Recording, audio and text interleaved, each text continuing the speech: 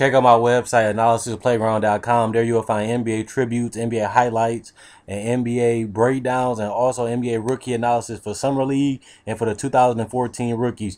Make sure you subscribe to the newsletter so it updates you automatically when the website has new content on there, so you don't have to check daily. It'll tell you when there's new content on there, and you'll have to check at random times. Now we're going to predict the top 5 power forwards for the NBA season 2015-16. Number 5, Paul Millsap. He got his new deal. He's versatile. He can shoot. He can pass. He can rebound. He can go inside the paint and finish. He can get to the free throw line. He can play make out of the pick and roll. He's a good steal guy. He was leading the NBA in steals before Kawhi Leonard played enough games to take him over. He's just a good versatile player. He can defend, score, pass, and everything. He used to be a role player. Now he's an all-star for 2 years in a row, and most likely he'll be an all-star for 3 years in a row. He building up his resume, and he was an all-NBA and an all-NBA team member too. So Paul Millsap doing a whole lot. Number 4 is debatable. I was going to put Tim Duncan, but since he might be playing center more than he played power forward, I went Paul Gasol. He was the second best player in the East to me, but because I didn't like Kyrie Irving more than Paul Gasol, and he started in the East last year for the All-Star game. I like Paul Gasol. He played decent defense. He scored. He dominated. He shot. He got to the free throw line. He had excellent pass out the post and out the pick and roll. He just got a high basketball IQ, and he picks apart the defense to make sure he's doing the right thing, and he plays with good pace. And number 3, I got LaMarcus Aldridge. Some people have LaMarcus Aldridge second, but I just think Blake Griffin, who number 2, is a better complete player. He's not the better defender, but he actually is the way better passer. He's a good rebounder. He dominated the boards in the playoffs. He didn't do it in the regular season, but he started rebounding better in the playoffs, and he's still good for 24 a game. So I think Blake Griffin is a better all-around player than LaMarcus Aldridge, but it's close. But we gonna see how good LaMarcus Aldridge is gonna bleed, playing with a lot of talent in the San Antonio Spurs, and playing in a system that's gonna help him become one of the best players in the league and get some easy baskets and help his game evolve and mature.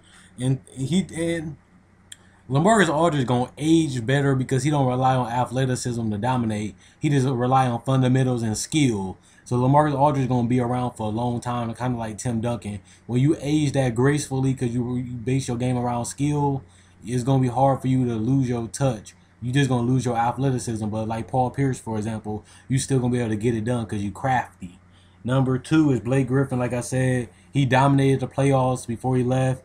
He turned over the ball a lot, but he just was an all-around dominant, maybe a top 5 player since the playoffs start. But he's not a top 5 player because you got to include the regular season.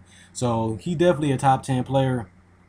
And number 1, Anthony Davis. This guy going to be the number 1 player in the league probably by next year. He was the best player in the league this year. Had over a 30 PR, averaged 30 and 10 and 2 blocks in the steal in the playoffs against the best team in the NBA. He absolutely dominated the Golden State Warriors. They had no answers for him. He just dominated, averaged 30 on 50% over 50% shooting against the number 1 team in the NBA and the eventual champions. Anthony Davis is a monster. He adding a 3-point shot. He adding passing. So he's going to be a dangerous player because you got to pay him for the jump shot and you got to pay him for the pass. And Alvin Gentry coming in here with a new offense that's going to require him to push the pace and play up tempo, so you're going to get a lot of easier baskets around the basket and easy shots. And if he can shoot 36 and put above from the 3-point line, Anthony Davis is going to be one of the most all-around players because he's already the best 2-way player in the league. But if you add that 3-point shot in the passing, he might be the best player in the league as early as this year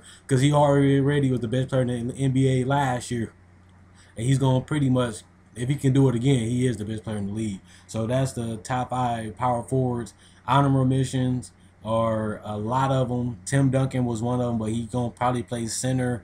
It don't even matter about the honorable mentions. Comment, like, subscribe, and share. Let me know what you guys think in the comment section below. But you do got Serge Ibaka and those type of players that didn't make it, but they probably will make it in the future. But right now, Paul Millsap, Paul Gasol, LaMarcus, Blake, and Anthony are the best.